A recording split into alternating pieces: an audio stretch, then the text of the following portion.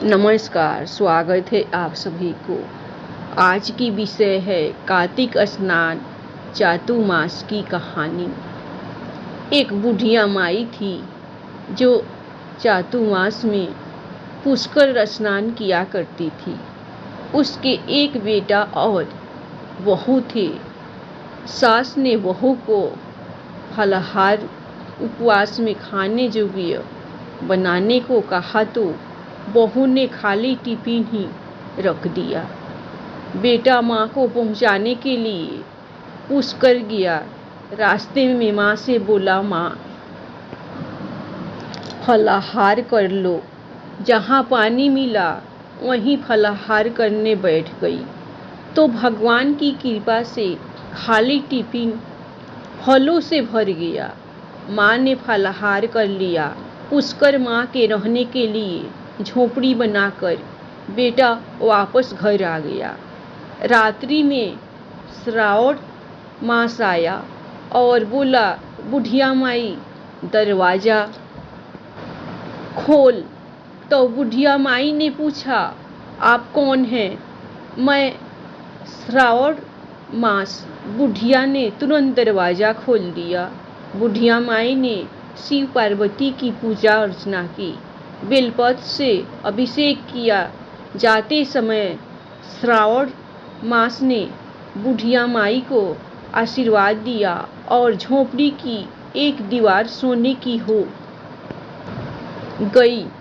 भाद्रपद मास आया, उसने भी दरवाजा खोलने को कहा। बुढ़िया माई ने दरवाजा खोला तो सत्तू बनाकर कजरी तीज मनाई। भाद्रपद मास ने बुढ़िया माई को आशीर्वाद दिया और झोपड़ी की दूसरी दीवार भी सोने की हो गई। फिर आश्विन मास आया और उसने भी दरवाजा खोलने को कहा। बुढ़िया माई ने दरवाजा खोला। पितरों का तर्पण कर ब्राह्मण भोज कराकर श्राद्ध किया। नवरात्रि में माँ दुर्गा को खंड ज्योति जलाकर प्रसन्न किया। सत्य की विजय दिवस के रूप में बुराई का अंत की खुशी में दशहरा मनाया। आश्विन मास ने जाते समय प्रसन्न होकर तीसरी दीवार भी बहुमूल्य रत्नों से जड़ित कर दी और बुढ़िया माई को सदैव प्रसन्न रहने का आशीर्वाद दिया। इन सब के बाद कार्तिक मास आया, उसने भी दरवाजा खोलने को कहा। बुढ़िया माई ने दरवाजा खोला। अति प्रसन्न मन से कार्तिक स्नान किया। दीपदान कर दिवाली, गोधन पूजा, भैया दूज, गोपा अष्टमी, आंवला नवमी मनाई। कार्तिक मास ने जाते समय आशीर्वाद दिया और झोपड़ी के स्थान पर महल बन गया। बुढ़िया माई गरीबों की सेवा कर भजन कीर्तन में अपना समय व्यतीत करने लगी। बेटा अपनी माँ को लेने आया तो माँ और झोपड़ी को पहचान न सका तो पड़ोसियों से पूछा। उन्होंने बताया तो बेटा माँ के चरणों में गिरकर बोला, माँ घर चलो। सारे सामान के साथ घर ले आया। सासू माँ के ठाठ देखकर बहू के मन में लालच आ गया और उसने अपनी माँ को भी पुष्कर छोड़कर आने को कहा तो उसका पति अपनी सास को भी पुष्कर छोड़ आया। परंतु बहू की माँ की धर्म कर्म में बिल्कुल रुचि नहीं थी। वह 4 समय भोजन करती और दिन भर सोती। चारों मास आए और चले गए।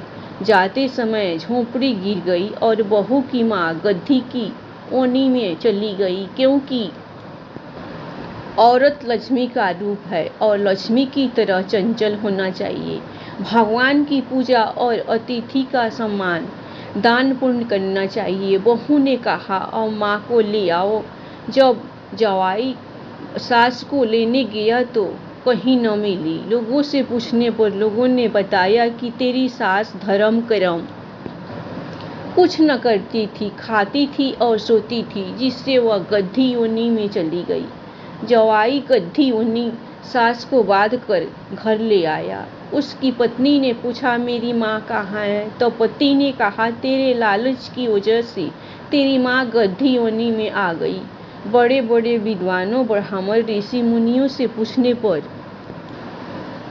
उन्होंने बताया कि तेरी सास के स्नान किए पानी से स्नान करने पर उसे मनुष्य योनि मिलेगी। तब बहू ने ऐसा ही किया और उसकी माँ पुनः मनुष्य योनि में आ गई। हे राधा दामोदर भगवान, जैसा बुढ़िया माई को दिया वैसा सबको देना। 2 सास बहुएं थी।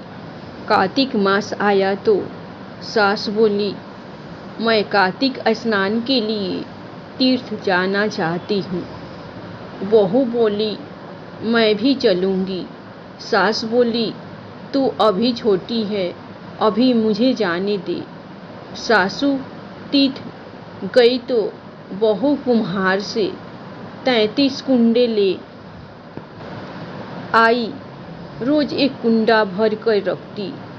उधर गंगा में सासू जी की नथ गिर गई। बहू कुंडे में नहाती और हुई बोली, सासू नहावे कुंडे में, मैं नहाऊं कुंडे। इतने में गंगा की धारा कुंडे में आ गई। साथ में सासू जी की नथ भी आ गई। बहू ने नथ पहचान ली और अपने नाक में पहन ली। महीना पूरा हुआ, सासू जी आई। बहू सामे लेने लगी तो सास नथ देख बोली, तू यह कहाँ से लाई? तो बहू बोली, यह तो मेरे कुंडे में गंगा की धारा के साथ आ गई। अब सास बोली, मुझे ब्राह्मण भोज करना है।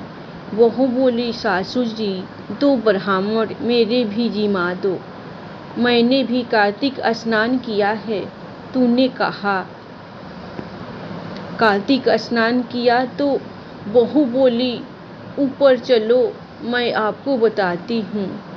ऊपर गए तो देखा सारे कुंडे सोने के हो गए। बहू बोली, मैं रोज कुंडा भर कर रखती और सुबह जल्दी उठकर नहाती और उल्टा करके रख देती।